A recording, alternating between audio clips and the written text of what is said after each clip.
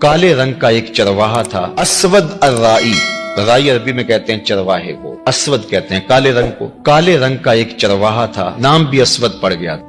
کالے رنگ کے لوگوں کو لوگ کالو کہہ دیتے ہیں ہمارے ہاں، تو اس طرح عربی کے اندر بھی اسود کو کہتے ہی اسود تھے، تو اس کا نام بھی اسود پڑ گیا اور تھا بھی کالے رنگ کا۔ تو حضور علیہ الصلوۃ والسلام ایک غزوے پہ تشریف لے گئے تھے اور یہ اپنی بکریاں لے کے گزرا اور اس کی نظر حضور کے چہرے پر پڑی۔ آقا کریم کو دیکھا، حضور نے دعوت دین دی تو اس کے دل میں ایمان تر آیا، تو اس نے حضور علیہ السلام کے ہاتھ پہ بیعت اسلام کی اور عرض کی کہ حضور اب میں تو کہیں کا جانے کا نہیں ہوں، اب ان بکریوں کا کیا کروں، یہ تو میرے مالک کی بکریاں۔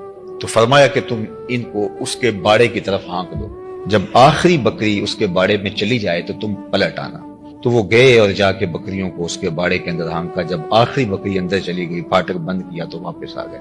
اتنے میں جنگ کا بازار گرم ہو چکا تھا، گمسان کی لڑائی شروع ہو چکی تھی۔ تو یہ آئے اور میدان عمل میں کود پڑے اور بکریاں چرانے والے تھے، جگری کے ساتھ وہ لڑے، پوری ہمت کے ساتھ آگے بڑھے، لیکن دشمن کی تلوار نے ان کو کاٹ کے رکھ دیا۔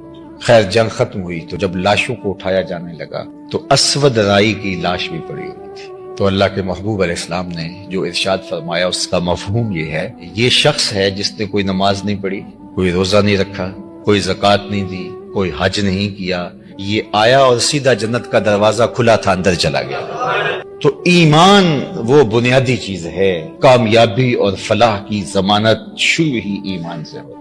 کچھ بھی نہ ہو آپ کے پاس، ایمان کی دولت ہو، اور یہ ایمان ہمیں کسی قیمت سے نہیں ملتا، یہ اللہ کی توفیق سے ملتا۔